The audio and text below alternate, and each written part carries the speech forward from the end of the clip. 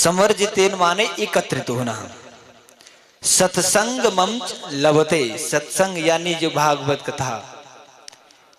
और अज्ञान हेतु कृतमोह मदांधकार, अज्ञान रूपी अंधकार से निकालने वाला क्या है?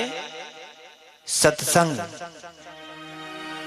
जो हमें संसार रूपी अंधकार से निकाल के प्रभु की शरणागति को प्रदान कराने वाला वो है श्रीमद् भागवत, जो किसी रूप से, साधारण रूप से नहीं प्राप्त हो पाता है। इसके लिए दुर्लभो मानुषो देहो, क्या कहा है? दुर्लभो मानुषो देहो। सबसे पहले दुर्लभ तो यह है कि मनुष्य शरीर मिल जाना, सबसे बड़ा दुर्लभ। सबसे बड़ा दुर्लभ क्या है? मनुष्य शरीर मिल जाना। उसके बाद मनुष्य शरीर भी मिलने के पश्चात क्या है? दुर्लभो मानुषो देहो लोकथा लोके, यानी इस धरा पर हमें मनुष्य शरीर मिलकर के कथा प्राप्त हो जाए। कौन सी? श्रीमद् भागवतोद्भवा। कौन सी?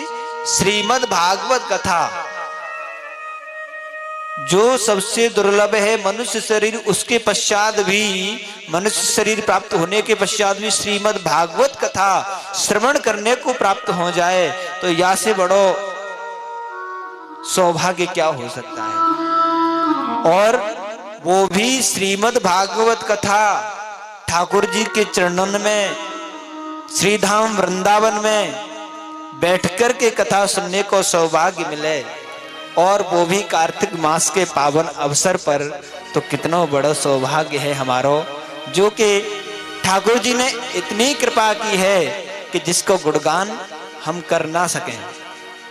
ठाकुर जी की बड़ी महती विशेष कृपा है, जो श्रीधाम वृंदावन में कार्तिक मास के उपलक्ष्य में और आज से हमें श्रीमद् भागवत कथा श्रवण प्राप्त हो पा रहा है।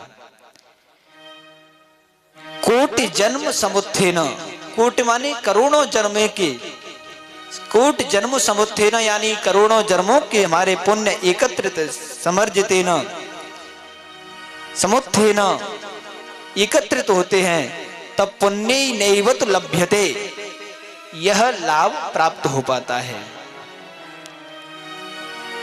यह अब बात करते हैं कि कई व्यक्ति कहने वाले अपने विचारों से कहते हैं कि वृंदावन में तो घर घर में कथा हो रही है और हमने तो न जाने कितनी कथाएं सुन ली।